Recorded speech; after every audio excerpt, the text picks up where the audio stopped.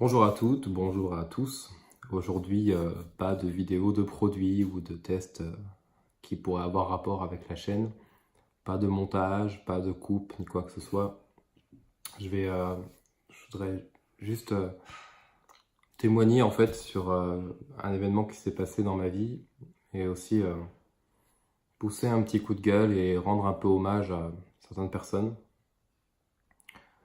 Euh, il y a eu une explosion à Paris ce samedi 12 janvier 2019 dans le 9e arrondissement suite à une fuite de gaz.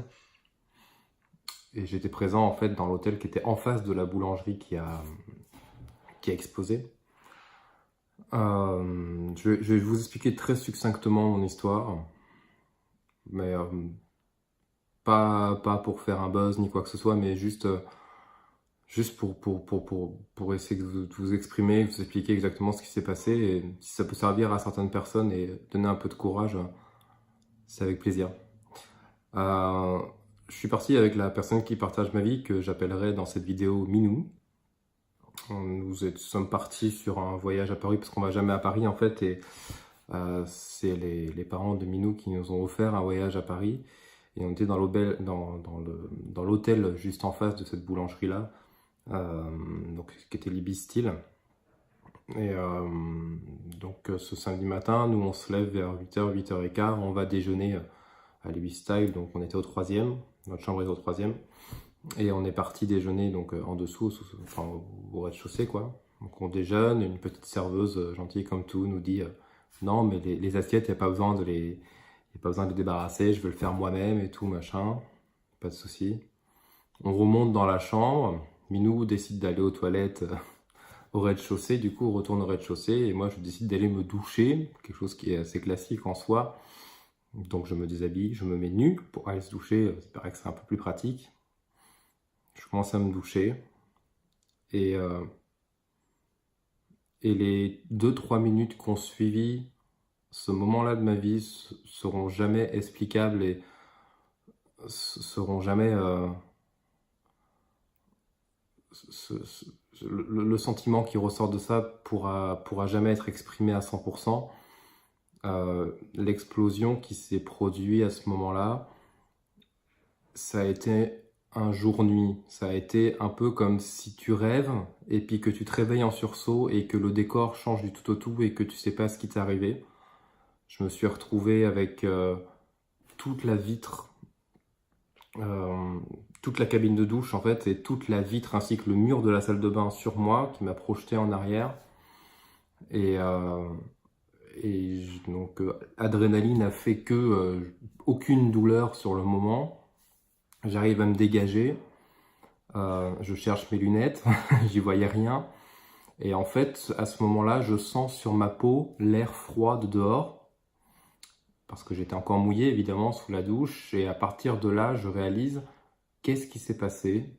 Je fais un pas en avant, je vois la rue, donc du 3e étage de la chambre, je vois la rue grise de cendres, voiture retournée. Toutes les alarmes de tous les immeubles aux alentours étaient en route, un brouhaha insupportable. J'étais évidemment extrêmement sonné. Sur la route, je vois des gens qui commencent à courir, je commence à entendre des voix qui hurlent, des gens qui tapent. Je me dirige dans la chambre en espérant trouver une serviette ou quelque chose qui puisse en fait me rassurer et me raccrocher à une réalité. Donc mon portable ou mes lunettes, effectivement un vêtement ou quelque chose qui pouvait rester, mais dans la chambre il y avait plus rien de reconnaissable. Même le lit était recouvert de tout le verre et tout le mur et toute la façade de l'hôtel qui avait explosé. Je retrouve mes lunettes tant bien que mal, je les mets et je ne vois plus rien parce que j'étais en sang de la tête aux pieds. Et là, Minou remonte à ce moment-là en panique et arrive à me refaire descendre de l'hôtel. Donc j'arrive à m'habiller un peu tant bien que mal. Et vision d'horreur en descendant au sous-sol. Pareil, il reste rien. C'est inreconnaissable. La salle où on avait pris le petit-déj un quart d'heure avant était plus là, quoi. Il n'y avait plus rien. La petite serveuse qui nous avait servi était coincée sous des décombres, coincée sous l'armature de la grande verrière, en fait, de la grande, ouais, oui, de la grande verrière, de la grande façade de l'hôtel à cet endroit-là. Jambes broyées, je vous fais pas de dessin, c'était quelque chose qu'on voit sur des films ou des séries américaines à la con, et là on le voit en vrai et on se demande qu'est-ce qui se passe. Elle hurlait, elle appelait à l'aide, elle appelait sa mère. Je continue un petit peu pour sortir du coup de l'immeuble. Un homme qui a perdu son œil en sang aussi était assis à côté de moi. Je sors et je suis très vite pris en charge par 2 policiers qui m'emmènent à l'autre bout de la rue. Parce que bon, j'ai eu cette chance-là d'être pris en charge très tôt parce que j'étais impressionnant physiquement, parce que je saignais beaucoup et que je boitais. Et après, ça a été une vision d'horreur tout le temps, tout le temps. 1 minute plus tard, on nous dit qu'il faut se redécaler dans la rue et aller se réfugier autre part parce qu'il y a encore un risque d'explosion. Donc, les minutes les plus longues de ma vie. Donc ça, c'était pour ma partie personnelle sur ce que moi j'ai vécu. Et ce qui en ressort de ça, c'est que, bah, en fait, là, c'est un accident, certes, mais ça aurait pu être un attentat, ça aurait pu être n'importe quelle explosion. On s'aperçoit quand même que euh, l'être humain en soi a envie de soutenir aussi ses semblables, et je l'ai vu de par certaines actions que certaines personnes ont menées à ce moment-là. C'est-à-dire que les moins blessés aidaient les plus blessés, un peu comme ils pouvaient. Bon, moi, je pouvais pas marcher, j'étais assis sur une chaise au bout de la rue. Puis après, on nous a emmenés dans un restaurant qui a bien voulu nous ouvrir ses portes. Et ensuite, un pompier m'a emmené directement à l'hôpital. Donc, dans l'heure qui suivait, en fait, j'étais à l'hôpital et j'ai été pris pris très tôt. J'ai pu avoir des points de suture comme il fallait. Et on a pu stopper mon hémorragie aussi que j'avais au pied et tout. Enfin, voilà, pas de souci. Mais se dire qu'on est dans qu'on est dans un film, en fait, qu'on est dans le reportage, c'est juste horrible. Il y a pas de mots pour le décrire, et on s'aperçoit que on revient à la base de ce qu'est l'être humain. On n'est rien, on n'est rien. Notre vie peut basculer comme ça de A à Z d'un coup d'un seul, et la seule chose sur laquelle on peut compter, c'est nous-mêmes et nos semblables, quoi. C'est le message qui ressort vraiment de ça. Je voudrais remercier quelques personnes, moi personnellement. Je voudrais remercier Elisabeth, qui est une jeune fille qui embauchait pour la Croix-Rouge à côté de l'hôtel dans lequel on était, qui m'a du coup empêché de saigner, qui m'a pris, qui a commencé à regarder mes plaies, à regarder ce que j'avais, et du coup, grâce à elle, j'ai pu être pris effectivement rapidement.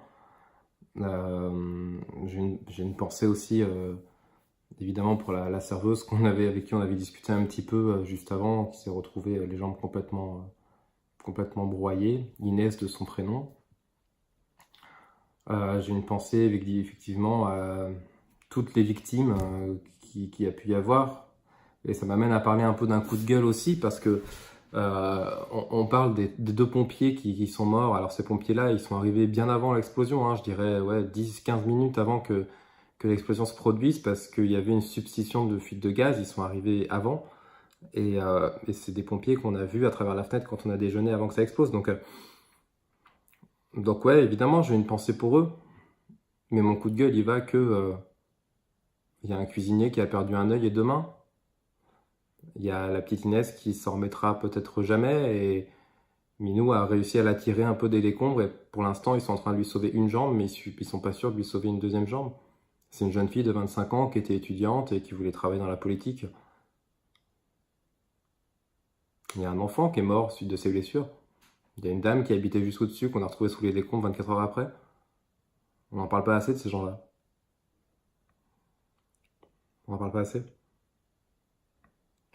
Et moi, je vais bien. En soi, j'ai rien du tout. Je suis blessé, j'en ai pour un mois, j'ai des soins, j'ai des points de suture dans tous les sens, mais c'est rien du tout, quoi. Ouais, je vais stopper mon activité professionnelle, je vais peut-être louper un contrat. C'est pas grave, c'est pas important. Je suis en face de vous, là, je parle, j'ai toute ma tête. J'arrive à marcher avec des béquilles difficilement, mais j'arrive à me déplacer. Mais je pense à toutes les autres personnes, en fait. Voilà. Et surtout qu'apparemment, il y avait des substitutions de gaz et il y a des résidents qui avaient déjà essayé d'intervenir en disant que ça sentait le gaz déjà depuis plus de 24 heures avant ce drame-là. Et pourquoi personne n'est venu avant? Pourquoi, quand les pompiers sont arrivés, ils n'ont pas évacué avant? Pourquoi, en 2019, avec les moyens techniques qu'on a, on a encore des drames comme ça? Pourquoi? Qu'est-ce qui se passe?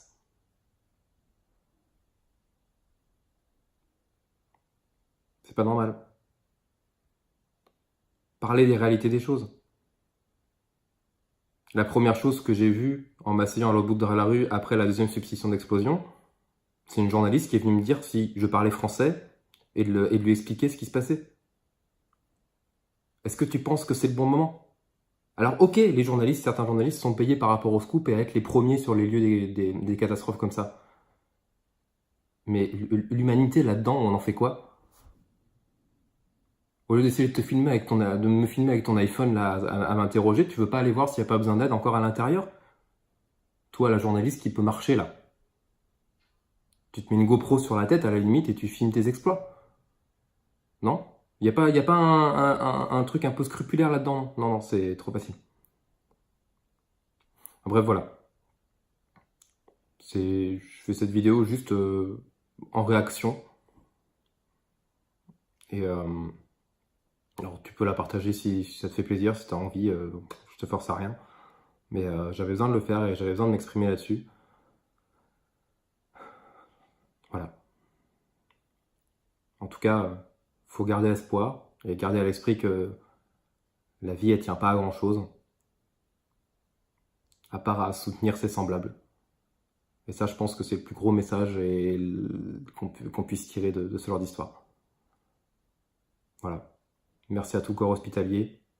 Merci aux pompiers. Merci aux médecins qui m'ont accueilli. Merci à la réactivité aussi de la police. Parce que, qu'on soit pour ou contre certains mouvements de la police, ils ont quand même été là. Et sans eux, je serais peut-être pas là en train de vous parler. Je serais peut-être encore en soins. Voilà. Faut remettre les choses à plat de temps en temps. Ça fait pas de mal. Merci de m'avoir écouté. Bonne continuation à tous et faites attention aux autres. Et à vous. Merci.